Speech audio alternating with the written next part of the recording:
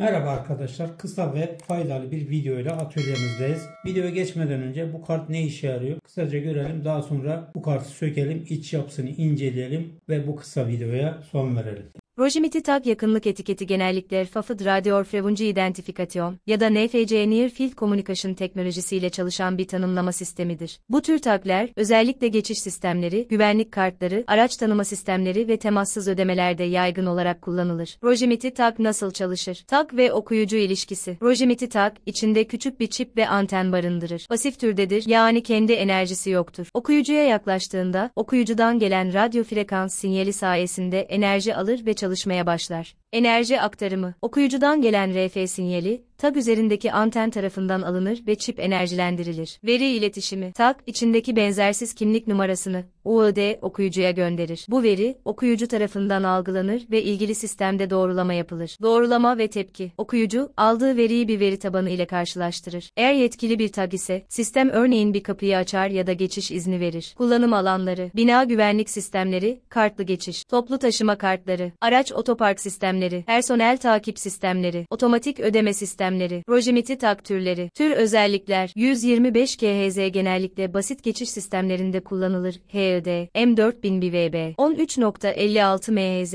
NFC, daha gelişmiş, veri yazma okuma destekli. UHF, Ultra High Frequency, daha uzun menzil ve hızlı okuma, lojistikte yaygın kullanılır. Videoyu izledik. Şimdi gelin bu basit kartı bir sökelim. Bu kart şöyle bir malzemeyle sökülebiliyor. Bazıları şöyle kenarından açılabiliyor. Bazılarında bu orta kısmı kapak şeklinde aynen bu şekilde açabilirsiniz. Az önce zaten videoda da duyduğunuz içerisinde özel bir çip var. Bu kartlarda pil kullanılmadığı için kart içerisindeki yer alan bobin karşı taraftaki cihazdan enerjisini alıyor ve elektrik alamadım.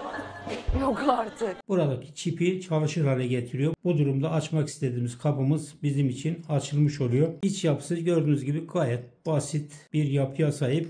Bu kart nasıl enerjiye ulaşıyor? Basit bir deneyle sizlere anlatmak istiyorum. Bunu ben daha önce kendim yapmıştım. Kanalımda videosu var. Temassız gece lambası. Buradaki gördüğünüz gibi bobinler üzerinde ledler var. Bunları buraya koyduğumuz zaman yanmaya başlıyor. Yani enerjiyi bobinler üzerinden çekiyor, ledlere veriyor. Burada da aynı mantık geçerli. Bu anahtarı biz karşı tarafa dokundurduğumuz zaman veya yaklaştırdığımız zaman buradaki bobin bir miktar enerji alarak buradaki çipi çalıştırarak kapımızı veya diğer sistemlerimizi açık hale getirebiliyor. Basit bir şekilde anlatmaya çalıştım. Hazır buraya gelmişken bu taglar nasıl kopyalanıyor ondan da kısaca bahsetmek istiyorum. Bildiğiniz gibi bu şekilde tuşlu, kumandalı, pille çalışan anahtarlarımızı iki anahtarı karşılıklı getirerek buradaki butonlara basarak belli bir işlem yaparak bu anahtarları birbiriyle kopyalayabiliyoruz. Ama bu tagları kopyalamak için bu yöntem işe yaramıyor. Bunlar için özel üretilmiş kopyalama cihazları var. O cihazlar üzerinden kopyalanabiliyor. Ancak şöyle bir durum var. Bu tagların hepsi maalesef kopyalanmıyor. Üzerinde herhangi bir yazı, marka, logo vesaire varsa kesinlikle o anahtarı, o tagı kopyalamanız mümkün değil. Bu şekilde üzerinde herhangi bir ibare olmayan boş anahtarları o cihaz üzerine takarak kopyalama yapabiliyoruz. Kapı girişlerinde kumanda, taglar dışında bir de bu şekilde kartlar kullanılıyor. Bu kartların çalışma mantığı da birebir taglarla aynı. Aynı sistem bu kart içerisinde de mevcut. Aynı zamanda bu sistemi basit bir şekilde Arduino üzerinden kendimiz de oluşturabiliriz. Arduino Uno, Nano fark etmez. İkisini de kullanarak bu şekilde bir RFID kartla bir kapı geçiş sistemi yapılabilir. Önümüzdeki günlerde böyle bir video gelebilir. Arduino üzerinden RFID kartı kullanarak otomatik kapı sistemi yapabiliriz. O videoda kanalımızda inşallah olacaktır. Umarım faydalı bir video olmuştur. Buna benzer nasıl yapılır videoları gelmeye devam edecektir. Buna benzer videolar izlemek istiyorsanız kanalımızı takip edebilirsiniz. Allah'a ısmarladık. Hoşça kalın. Sağlıklı ve bol kazançlı günlerde görüşmek ve buluşmak dileğiyle. Hoşça kalın.